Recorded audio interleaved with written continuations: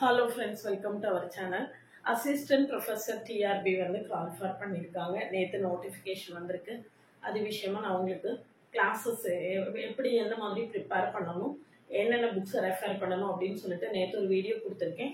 நீங்கள் இது வரைக்கும் அந்த வீடியோ பார்க்கல அப்படின்னா அது போய் பாருங்கள். சிலபஸில் ஒவ்வொரு யூனிட்டுக்கும் என்னென்ன புக்ஸ் ரெஃபர் பண்ணணும் அப்படிங்கிறது சொல்லியிருக்கேன். இன்னைக்கு வீடியோவில் வந்து நம்ம என்ன மாதிரி டிஸ்கிரிப்டிவ்க்கு ப்ரிப்பேர் ஆகணும் அப்படிங்கிறது தான் சொல்ல போகிறேன். டிஸ்கிரிப்டிவ்க்கு எப்படி ப்ரிப்பேர் ஆகுறது அப்படின்னு யோசிச்சிங்க அப்படின்னா, நம்மளுக்கு இந்த செமஸ்டரில் நம்ம பிஜி படிக்கும் போது ஒரு செமஸ்டருக்கு 4 அல்லது 5 பேப்பர் இருக்குன்னு வச்சுக்கோங்க. அதை படிக்கிறதுக்கே நாம் ரொம்ப கஷ்டப்படுவோம். இதில் பார்த்தீங்கன்னா 10 யூனிட் இருக்கு, 13 சாப்டர்ஸ் வந்து நம்மளுக்கு கொடுத்துருக்காங்க. அப்போ இவ்வளோத்தையும் நாம் எப்படி படிக்கிறது அப்படின்னு டிஸ்கிரிப்டிவ்க்காக அப்படி யோசித்தோம் அப்படின்னு நினச்சிங்கன்னா, டிஸ்கிரிப்டிவ்ல வந்து தியரம்ஸ் ப்ரூஃப் பண்ணணும் அப்படின்னு நினைக்காதீங்க. அது கஷ்டமும் கூட. ஏன்னா எம்சிக்யூஸும் நம்மளை ப்ரிப்பேர் பண்ண வேண்டியது இருக்கு. இது போக தியரம் ஸ்டேட்மெண்ட் ப்ரூஃப் எல்லாம் ப்ரிப்பேர் பண்ணணும். அது ரொம்ப பேர்டன் ஆயிடும். ஒரு ஸ்டேஜுக்கு பிறகு இதுக்கு மேலே எவ்வளோ படிக்கிறது அப்படின்னு ஆயிடும். ஏன்னா இப்போ அல்ஜிப்ரா நம்ம எடுத்துக்கிட்டோம்னா அல்ஜிப்ராலே நம்மளுக்கு நூற்றுக்கணக்கான தியரம்ஸ் உண்டு. அப்போ அதில் எவ்வளோ தியரம்ஸை எப்படி ப்ரூஃப் பண்ண படிப்பீங்க? இந்த மாதிரியான ப்ராப்ளம்ஸ் இருக்கிறதுனால நான் உங்ககிட்ட என்ன சொல்றேன் அப்படின்னு கேட்டீங்கன்னா, நீங்க ஒருவேளை சிஎஸ்சிஆர் நெட் கிளியர் பண்ணியிருந்தீங்க அப்படின்னா, அல்லது சிஎஸ்சிஆர் நெட்டுக்காக நீங்க ப்ரிப்பேர் பண்ணியிருந்தீங்க அப்படின்னு சொல்லியாச்சுன்னா உங்களுக்கு ஒரு நல்ல ஐடியா இருக்கும். அதுல பாத்தீங்கன்னா செக்ஷன் சில 4.75 மார்க்ஸ் உண்டு. அதுல பாத்தீங்கன்னா எல்லாமே ப்ராப்ளம்ஸ் ஆனா கேட்டுப்பாங்க. சிஎஸ்சிஆர் நெட் மொத்தமுமே ப்ராப்ளம்ஸ் தான். இதுல 4.75 மார்க்ஸ்ல உள்ள தியரம்ஸ் வந்து நிறைய ஏகப்பட்ட ப்ராப்ளம்ஸ் கேட்டுப்பாங்க. அந்த மாதிரியான ப்ராப்ளம்ஸா செலக்ட் பண்ணி நம்ம வந்து ப்ராக்டிஸ் பண்ணி பார்த்தோம்னா இதுல உள்ள டிஸ்கிரிப்டிவ் கொஸ்டின்ஸை நம்மளால ஈஸியா இது பண்ண முடியும். இப்ப அல்ஜிப்ரா ஒவ்வொரு யூனிட்லயும் எதை ப்ரிப்பேர் பண்ண சொல்றேன் பாத்தீங்கன்னா, அல்ஜிப்ரா அப்படின்னு எடுத்துக்கிட்டீங்கன்னா எந்த ஒப்பீனியன் கேட்டீங்கன்னா abstract algebra, that means modern algebra, groups and rings நீங்க வந்து எம்சிக்யூஸ்க்கு மட்டும் வச்சுக்கோங்க அப்படின்னு தான் நான் சொல்லுவேன். குரூப்ஸ் அண்ட் ரிங்ஸ் அதை வந்து அப்ஸ்ட்ராக்ட் அல்ஜிப்ரா அல்லது மாடர்ன் அல்ஜிப்ரான்னு சொல்லுவோம். அதை வந்து நீங்க டிஸ்கிரிப்டிவ்க்கு சூஸ் பண்ணாதீங்க. அது எம்சிக்யூஸ்க்கு மட்டும் போதும். டிஸ்கிரிப்டிவ்க்கு எதை சூஸ் பண்ணலாம் அப்படின்னு பாத்தீங்கன்னா, இப்ப லீனியர் அல்ஜிப்ரா மொத்தமும் நீங்க டிஸ்கிரிப்டிவ்க்கு சூஸ் பண்ணி படிக்கலாம். லீனியர் அல்ஜிப்ரால சிஸ்டம் ஆஃப் ஈக்குவேஷன் சால்வ் பண்றது, சிஸ்டம் ஆஃப் இக்குவேஷன் சால்வ் பண்றது, ரேங்க் வச்சு கேலி ஹாமில்டன் தியரம் சொல்றது, அந்த மாதிரி லீனியர் அல்ஜிப்ரால நம்மளுக்கு கணக்கே இல்லாம ப்ராப்ளம்ஸ் இருக்கு. சொல்ல போனா இன்னும் ஈஸியா கூட நம்மளால சால்வ் பண்ணக்கூடிய மாதிரி இருக்கும். அதனால டிஸ்கிரிப்டிவ்க்கு கட்டாயமா லீனியர் அல்ஜிப்ராவை சூஸ் பண்ணிக்கோங்க. அப்ப நம்ம அப்ஸ்ட்ராக்ட் அல்ஜிப்ரா எம்சிக்யூஸ் மட்டும் ப்ரிப்பேர் பண்ண போறோம். லீனியர் அல்ஜிப்ரால எம்சிக்யூஸும் ப்ரிப்பேர் பண்ண போறோம், டிஸ்கிரிப்டிவும் ப்ரிப்பேர் பண்ண போறோம். காம்ப்ளெக்ஸ் அனாலிசிஸ் அதே மாதிரி தான். காம்ப்ளெக்ஸ் அனாலிசிஸ் மொத்தமுமே நிறைய ப்ராப்ளம்ஸ் இருக்கும். காம்ப்ளெக்ஸ் அனாலிசிஸ்ல அந்த இன்டெகிரல் யூஸ் பண்ணி ப்ராப்ளம் சால்வ் பண்றது, காம்ப்ளெக்ஸ் இன்டகிரேஷன், அதுக்கு பிறகு உள்ளது ஃபுல்லா காம்ப்ளெக்ஸ் இன்டகிரேஷன், லாரன்ஸ் சீரீஸ், அது எல்லாமே நீங்க என்ன செய்துக்கலாம், இதுல வந்து கட்டாயமா ப்ராப்ளம் கேஸ்ல யூஸ் பண்ணிக்கலாம். இதுல கான்டூர் இன்டகிரேஷன் இருக்குதா அப்படின்னு நான் சிலபஸை கரெக்டா பார்க்கல. ஒருவேளை கான்டூர் இன்டகிரேஷன் இருக்குமா ஆனால் காம்ப்ளெக்ஸ் இன்டகிரேஷன்ல டிஸ்கிரிப்டிவ்க்கு வந்து காம்ப்ளெக்ஸ் அனாலிசிஸ்ல கான்டூர் இன்டகிரேஷன் நல்ல சாய்ஸா இருக்கும். அதுல இருந்து கொஸ்டின் வர வாய்ப்பு இருக்கு.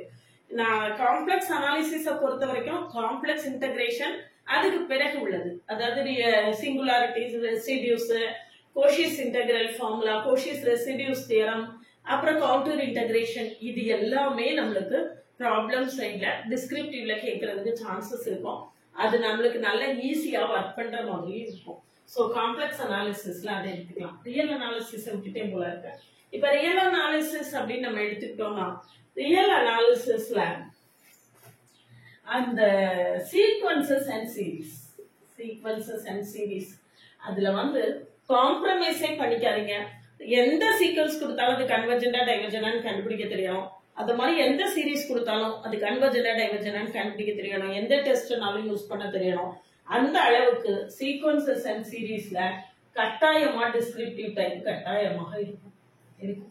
டிஸ்கிரிப்டிவ் டைப் இது போக ரியல் அனாலிசிஸ்ல அப்படின்னு பார்த்தோம்னா யூனிஃபார்ம் கன்வர்ஜென்ஸ், யூனிஃபார்ம் கண்டினியூட்டி, இது எல்லாத்துக்குமே நம்ம ப்ராப்ளம் சைட்ல பார்த்துக்கணும் கட்டாயமா. சீக்வன்சஸ் அண்ட் சீரீஸ் போக uniform convergence, uniform continuity, discontinuity கூட சொல்லலாம். இது எல்லாத்தையுமே கட்டாயமா நிர்ணயிச்சிடலாம்.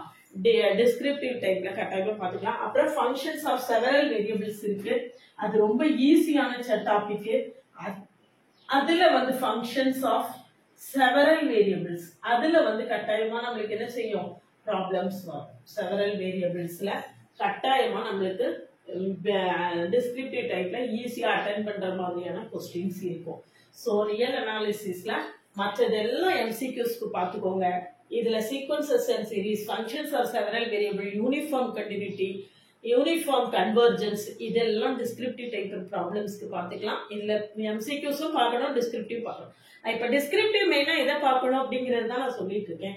இதுக்கு அடுத்தது டோபாலஜி அண்ட் ஃபங்க்ஷனல் அனாலிசிஸ் அப்படின்னு நம்ம எடுத்துக்கிட்டோம்னா அதை வந்து நீங்க வந்து ஒரே பண்ணாதீங்க, அது எம்சிக்யூஸ் மட்டும் போதும். அதுல வந்து நீங்க வந்து கட்டாயமா டிஸ்கிரிப்டிவ் டைப்ல ப்ராப்ளம்ஸ் வந்தாலோ தியரம்ஸ் வந்தாலோ எழுதுறது கொஞ்சம் கூட கஷ்டம் தான். அதனால இதை வந்து எம்சிக்யூஸ்க்கு மட்டும் வச்சுக்கோங்க. இது சிலபஸ் டிசைன் பண்ணவங்களை வந்து நான் என்ன சொல்றது அப்படின்னு தெரியல. இதுல வந்து யூனிட் 4ல டோபாலஜி இருக்குமா, ஃபங்க்ஷனல் அனாலிசிஸ் இருக்குமா, ஆனா யூனிட் 5ல ஓடியு மட்டுமா, யூனிட் 6ல பிடிஇ மட்டுமா. சப்ஜெக்ட நான் வந்து அடிக்கடி சொல்லக்கூடியது அதான்.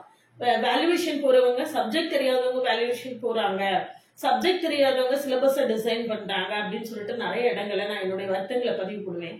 அதே மாதிரிதான் இதுக்கு வியூ இருக்கு. டோபாலஜி மங்கர்ஸ் ஹெவியா இருக்கும், topology introduction to topology Simmons ஹெவியா இருக்கும்.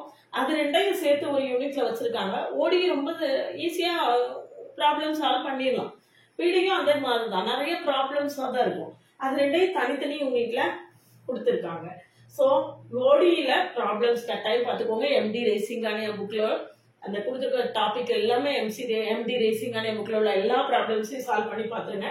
அதே மாதிரி பிடியும் எம்டி ரேசிங்கானியா இருக்கு, அதுலயே பார்த்தாலே போதும். கோடிங்டன் சிலர் சொல்லுவாங்க, ஆனா கோடிங்டன் அதெல்லாம் சொல்லுவாங்க, ஆனா எம்டி ரேசிங்கானியா வெல் அண்ட் குட், ரொம்ப அருமையா இருக்கும். அதுக்கு நீங்க மாற்றே யோசிக்க வேண்டாம். அடுத்தது யூனிட் 7 வந்து கிளாசிக்கல் மெக்கானிக்ஸ், ஹெர்பர்ட் கோல்ட்ஸ்டீன். இதுல வந்து ரொம்ப லிமிட்டடா சில ஏரியால மட்டும்தான் ப்ராப்ளம் கேட்பாங்க. அந்த ஏரியா மட்டும் ப்ராப்ளம்ஸ்க்கு பார்த்தா போதும். இந்த ஸ்ட்ரிங்ஸ் அந்த மாதிரி உள்ளது மட்டும் பார்த்தா போதும். கால்குலஸ் ஆஃப் வேரியேஷன்ஸ்ல கட்டாயமாக ப்ராப்ளம்ஸ் தான் கட்டாயம். ஏன்னா அது ஃபுல்லாவே ப்ராப்ளம் தான், மெயினா ப்ராப்ளம் ஓரியன்டட். அந்த பேப்பரே ப்ராப்ளம் ஓரியன்டட் பேப்பர் தான். இன்டெகிரல் கால்குலஸ் ஆஃப் வேரியேஷன்ஸ் தர அத்தனை ப்ராப்ளம் பார்த்துக்கோங்க. கட்டாயமா நம்மளுக்கு டிஸ்கிரிப்டிவ்ல கால்குலஸ் ஆஃப் வேரியேஷன் ப்ராப்ளம்ஸ் இருக்கும். இதுக்கு அடுத்தது linear differential geometry and linear integral equations. இது ரெண்டுமே நல்ல ஹெவியான சாப்டர்ஸ் தான். ஏற்கனவே சொன்ன மாதிரி இது ரொம்ப மைல்டா முடிச்சிடலாம், இது மைல்டா முடிச்சிடலாம். இதுல டிஃபரன்ஷியல் ஜியோமெட்ரி ஹெவியா தான் இருக்கும், லீனியர் இன்டெகிரல் ஈக்குவேஷன்ஸும் ஹெவியா தான் இருக்கும். இதுல டிஃபரன்ஷியல் ஜியோமெட்ரியில ப்ராப்ளம்ஸ் தான் ஏகப்பட்டது. அதுல உள்ள ப்ராப்ளம்ஸ நல்லா கான்சென்ட்ரேட் பண்ணிக்கோங்க. நிச்சயமா ஒரு இது எழுதிடலாம், ஒரு டிஸ்கிரிப்டிவ் எழுதிடலாம். லீனியர் இன்டெகிரல் ஈக்குவேஷன் அப்படிதான், நிச்சயமா ப்ராப்ளம்ஸ் அட்டெண்ட் பண்ணிடலாம். அந்த மாதிரி பார்த்துக்கோங்க. இதுல வேண்டவே வேண்டாம், ப்ராப்ளம்ஸே வேண்டாம் அப்படின்னு சொல்லக்கூடியது பாத்தீங்கன்னா டோபாலஜி, ஃபங்க்ஷனல் அனாலிசிஸ் தான். அதுல அப்ஸ்ட்ராக்ட் அல்ஜிப்ராவும் அப்படிதான், பார்க்க வேண்டாம். மற்றபடி மற்ற எல்லாத்துலயும் லிமிட்டடா செலக்டடா இந்த ஏரியால டிஸ்கிரிப்டிவ் பார்க்கலாம், இந்த ஏரியால டிஸ்கிரிப்டிவ் பார்க்கலாம் அப்படின்னு செலக்ட் பண்ணி பாருங்க. ஓவரும் அப்படிதான். ஓவர் நிறைய ப்ராப்ளம்ஸ் ஓரியன்டட் பேப்பர் தான் அது. ஆனாலும் ப்ராப்ளம் எல்லாமே லெங்தியா இருக்கும். அது முடிஞ்ச வரைக்கும் எல்லா மாடல்ஸையுமே பார்த்து வச்சுக்கிட்டாலும் கூட நல்லதுதான். ஏதாவது ஒரு மாடல்ல ப்ராப்ளம் கேட்டா மேத்தமெட்டிக்கல் ஸ்டாட்டிஸ்டிக்ஸை பொறுத்த வரைக்கும் சென்ட்ரல் லிமிட் தியரத்தை அப்ளை பண்ணி ப்ராப்ளம்ஸ் வர்றதுக்கு வாய்ப்பு இருக்கு. அந்த joint probability PDF mathematical statistics கொடுத்துருக்க சாப்டரே கொஞ்சம் ஈஸியானது தான். ஹாகின் கிரே புக்கு ஃபாலோ பண்ணுங்க. அதுல நிச்சயமாக சென்ட்ரல் லிமிட் தியரத்தையே பார்த்து வச்சுக்கிட்டா கூட நல்லதுதான். இல்லாட்டாலும் சென்ட்ரல் லிமிட் தியரத்தை யூஸ் பண்ணி வரக்கூடிய ப்ராப்ளம்ஸ், பேஸ் ஃபார்முலா, அது எல்லாத்துலயுமே நம்ம கட்டாயமா என்ன செய்திடலாம், ப்ராப்ளம்ஸ் போட்டு பார்த்துடலாம். அது பார்க்கும் போதே நம்மளுக்கு எது 10 மார்க்ல வரும் அப்படின்னு ஐடியாவே நம்மளுக்கு தெரியும். அதனால இந்த மாதிரி இதெல்லாம் செலக்ட் பண்ணி இந்த டாபிக் ரியல் அனாலிசிஸ் வாஸ்டா இருக்கும். அதுல நான் ஒரு சின்ன பகுதியில தான் ப்ராப்ளம் பார்க்க சொல்றேன். அதே மாதிரி தான் காம்ப்ளெக்ஸ் அனாலிசிஸ் வாஸ்டா இருக்கும். அதுல ஒரு சின்ன பார்ட்ல தான் ப்ராப்ளம்ஸ் நான் சொல்லக்கூடியது டிஸ்கிரிப்டிவ்க்கு பார்க்க சொல்றேன். மற்றபடி எம்சிக்யூஸ் பார்க்கறது ஓவராலா எல்லாத்துக்குமே பார்த்துடணும். இப்ப சொல்லக்கூடியது டிஸ்கிரிப்டிவ்க்கு இந்த மாதிரி டாபிக் எல்லாம் செலக்ட் பண்ணி problems calculus of variation, integral equations, ODE, PDE இதெல்லாம் பாத்தீங்கன்னா நம்மளுக்கு மொத்தம் 8 கொஸ்டின் கொடுத்தா 5 கொஸ்டின் தான் எழுத சொல்ல போறாங்க. அழகா செலக்ட் பண்ணி 5 கொஸ்டினே செலக்ட் பண்ணி எழுதுற அளவுல நம்ம என்ன செய்திடலாம், பிராக்டிஸ் பண்ணிடலாம். அதுதான் உண்மை. இந்த மாதிரி நம்ம இப்பவே இருந்து பிளான் பண்ணி படிச்சோம்னா தான் நம்ம என்ன செய்ய முடியும். ஆகஸ்ட்ல தானே எக்ஸாம் இருக்குது, அசால்ட்டா இருக்கக்கூடிய சூழ்நிலை கிடையாது. இப்பவே இருந்து ப்ரிப்பேர் பண்ணணும். அதனாலதான் நான் என்ன சொல்றேன்னா எம்சிக்யூ அதுன்னு தியரி பார்ட் எல்லாம் வாசிச்சு ஒரு நல்ல நோட்ஸ் எடுத்து அதுக்கப்புறம் படிக்க ஆரம்பிங்க. பிரிஸ்கிரைப் டெக்ஸ்ட் எல்லாம் சொல்லியிருக்கேன். இந்த பிரிஸ்கிரைப் டெக்ஸ்ட்ல இருந்து கம்ப்ளீட் ஸ்டடி மெட்டீரியல் ரெடி பண்ணி ஆன்லைன் மோட்ல கிளாஸஸ் நடத்திட்டு இருக்கேன். கிளாஸ்ல ஜாயின் பண்ண வில்லிங்கன்னா கான்டாக்ட் பண்ணுங்க. நான் என்னுடைய கிளாஸஸ்ல இந்த மாதிரி பிளான் பண்ணி தான் டிஸ்கிரிப்டிவ் பேப்பர், அதாவது hard work as well as smart work தான் நம்மளுக்கு சக்சஸ் தரும். அதனால நான் எல்லாத்தையும் படிச்சேன், இவ்வளவு காலம் படிச்சேன் அப்படின்னு சொல்றதை விட எந்த மாதிரி நான் வந்து ஆப்டை செலக்ட் பண்ணி படிச்சேன், நான் கிளியர் பண்ணேன் அப்படிங்கிறது தான் சக்சஸ்ஃபுல்லா இருக்கும். அதனால அது இப்போ அப்ஸ்ட்ராக்ட் அல்ஜிப்ரால state and proof Sylow second part தியரம்னு கேட்டா உட்காந்து எழுதிட்டா இருக்க முடியும். எனக்கு எப்பவுமே தியரம் ப்ரூஃப் எழுதுறத விட அதை அப்ளை பண்ணி ப்ராப்ளம் போடுறதுல தான் ரொம்ப ஆர்வமும் இன்ட்ரெஸ்டும் அதிகம். அதனாலதான் நான் வந்து சிஎஸ்ஆர் நெட்டை சூஸ் பண்ணுங்க யங்ஸ்டர்ஸ் எல்லாம் அப்படின்னு நான் திரும்ப திரும்ப சொல்றதுக்கு காரணம் தான். அதனால இப்படி ப்ராப்ளம் சால்வ் பண்றதுக்கு நிறைய பிராக்டிஸ் பண்ண கத்துக்கிட்டீங்கன்னா இந்த அசிஸ்டன்ட் ப்ரொஃபசர் டிஆர்பி எக்ஸாமை ஈஸியா கிளியர் பண்ணிடலாம். இதை கிளியர் பண்றதுக்கு ஆன்லைன் மோட்ல கிளாஸஸ் நடத்திட்டு இருக்கேன். கிளாஸ்ல ஜாயின் பண்ண வில்லிங்கன்னா கான்டாக்ட் பண்ணுங்க. கிளாஸஸ் எப்படி இருக்குன்னா கமெண்ட்லயும் டிஸ்கிரிப்ஷன் லிங்க் கொடுத்துருக்கேன், போய் பார்த்துட்டு கிளாஸஸ் பிடிச்சிருந்ததுன்னா ஜாயின் பண்ணுங்க. என்னுடைய ஓவியம் ஆப்பை டவுன்லோட் பண்ணிக்கோங்க. அதுல நிறைய prescribed text, previous year questions எல்லாமே கொடுத்துருக்கேன். டவுன்லோட் பண்ணிக்கோங்க. ஒரு டெலிகிராம் குரூப்போட லிங்க் கொடுக்குறேன், அதுல ஜாயின் பண்ணிக்கோங்க.